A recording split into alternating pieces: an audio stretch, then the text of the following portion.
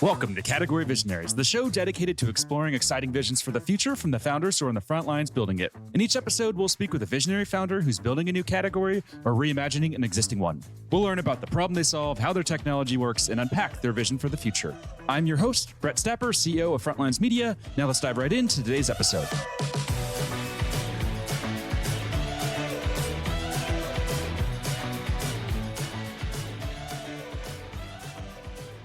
Hey everyone, and thanks for listening. Today I'm speaking with Dave Mor, CEO and co-founder of OneLayer, a cybersecurity platform dedicated to private cellular networks that's raised $15 million in funding. Dave, thanks for chatting with me today. Thank you, Brett, for hosting me. Appreciate that. No problem. Super excited to chat with you. So to kick things off, can we just start with a quick summary of who you are and maybe a bit more about your background? Yes, thank you. I serve a bit more than 15 years at the Israeli military intelligence force in several positions, both on cyber domain and cellular domain. After that, I was chief innovating technology in a company that we develop a new cutting edge capabilities for the production lines. Now, every time we brought the top notch technology, state of the art, many algorithms, really cutting edge, and connectivity was the main issue. So it was clear to me then, when we will establish our own company, we are going to focus to find a strong trend that really solves the connectivity issue in the Industry 4 domain. That's how we got to the private 5G. Now, I'm sure you learned a lot from your time in the Israeli military intelligence, but if we had to choose one big takeaway, what would that takeaway be? So as special units in the operation, in many cases, there are many obstacles that at the beginning looks too hard to overcome.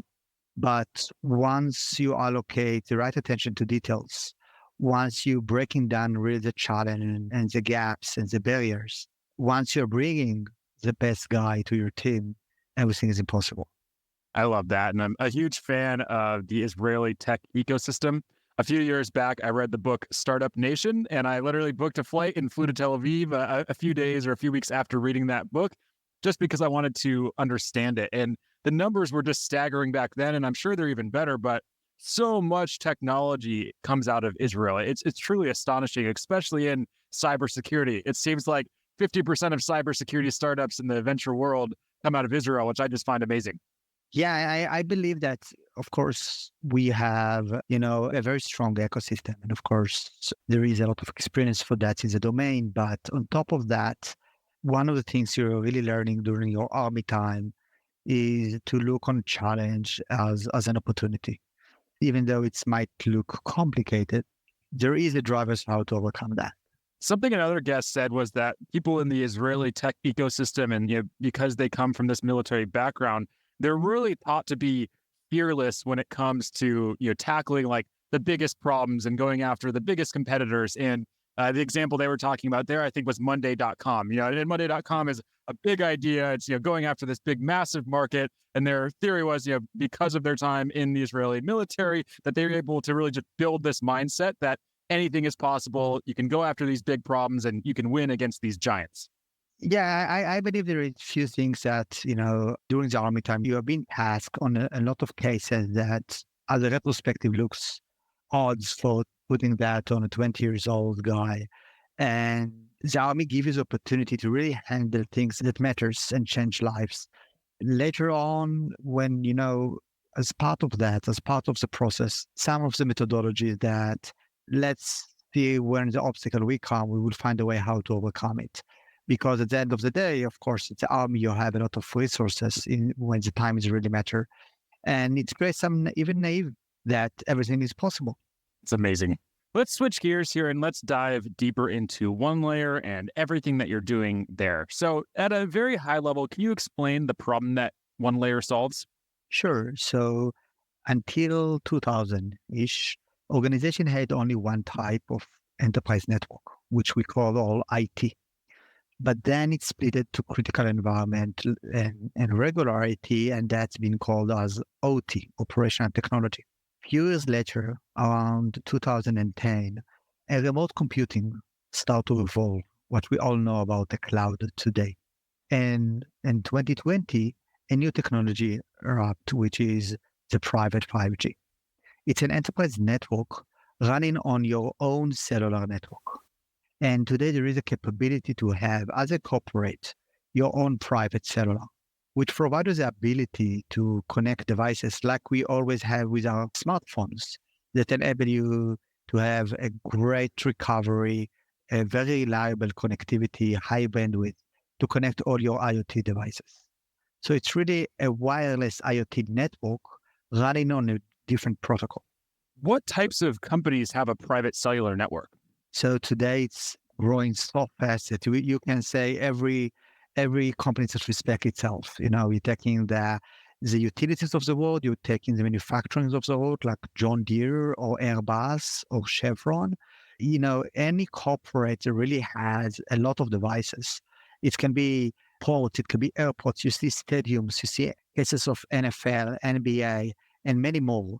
Every case that you have a huge environment that required connectivity, or you have moving devices, it can be AGV, robotics, drones, wearables. Cellular is the most robust technology to connect devices. And take me back to the early days. What was it about this problem specifically that made you say, yep, that's it. I want to build a company around that? Because I'm sure coming from your background, you probably saw a lot of cybersecurity problems that could be solved. What was it about this problem that attracted you to it? So, that it's a good question, because if you're looking about the ex-military guys, you have actually here several units. And there are guys that come in for one of the units that looking for the most red ocean and are sure that they can build the best product. And there are guys that coming from a different unit, they're looking for the most blue ocean that can have a huge challenge to overcome. And if you are looking on the wonderful companies grew out of Israel, it's really easy to distinguish between the two companies' founders based on this origin. Now, I try to be in the middle. I look for a new technology that is growing very fast. There is no engineering barriers for the technology to explode, but it hasn't been touched enough yet, haven't been solved the pain yet, and there is a very clear pain here. So it's an enterprise domain. So it's a very clear-cut go-to-market.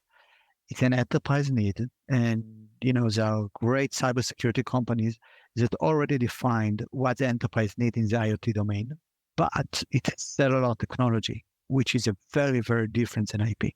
Mm-hmm. So after screening around 4 to 5 months, different technologies, different pains, different verticals, we got to this cross-section.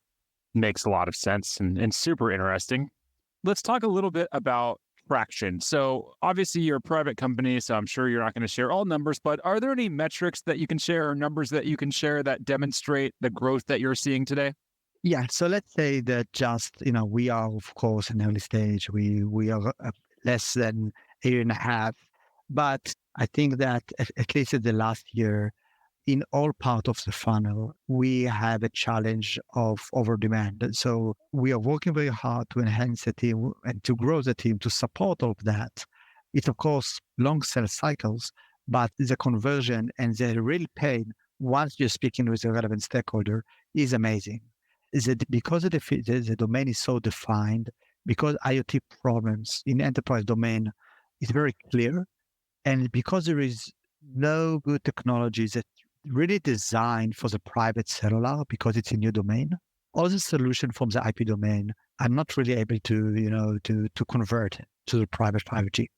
So we're receiving a lot of traction, and we're working very hard, to really deliver the demand we're having here.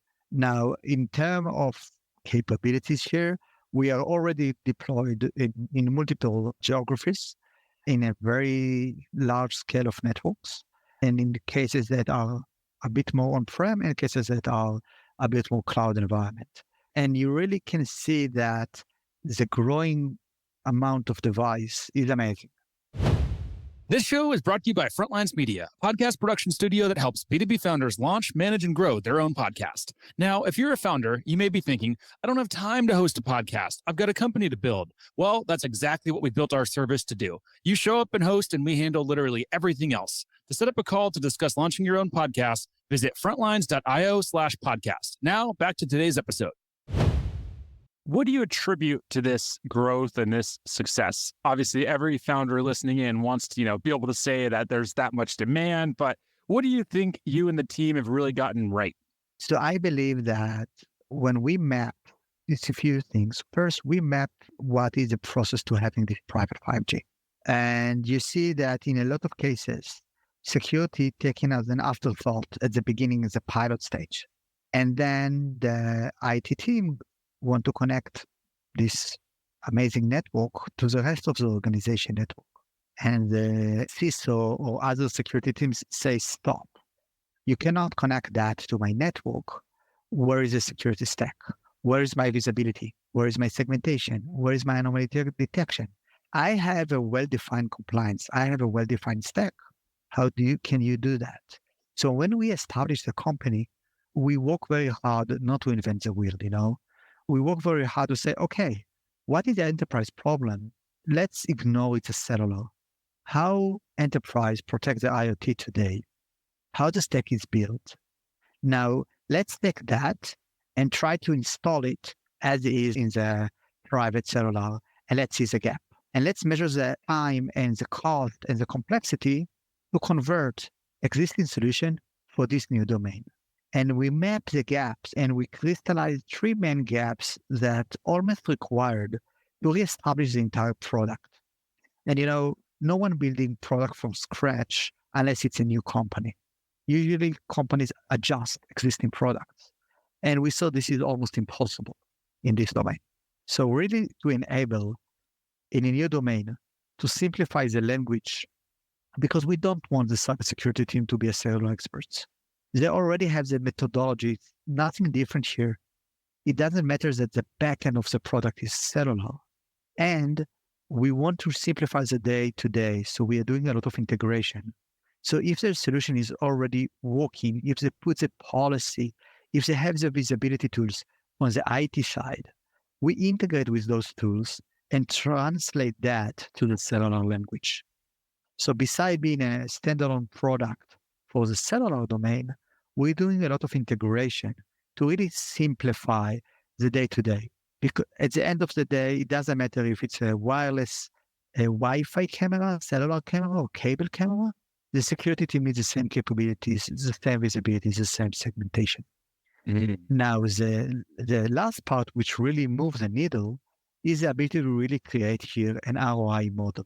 Because the migration to this domain, taking the devices to this domain and adding more and more use cases is really a manual process today.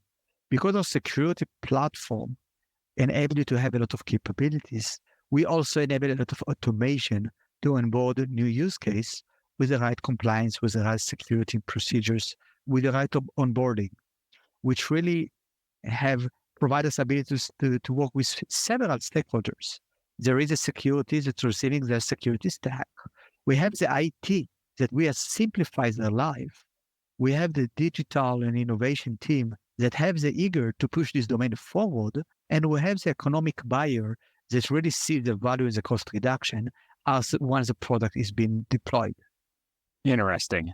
Now, as I mentioned there in the intro, you've raised about $15 million so far. What have you learned about fundraising? So I think that at the end of the day, and that's how we build the fundraising, there is no one type of investor. And when you are raising money, you really need to understand which type of investors are the most suitable for you. Taking investor of a deep tech, they are looking for technologies that really shake the world and really disrupt. Taking corporate VCs, they are looking for different type of metrics. Taking a classic cyber investors, their traction is much for the red ocean, quick product market fit, easy ramp up. So when you are understanding your domain, really enable you to navigate which investor will be the most suitable for you.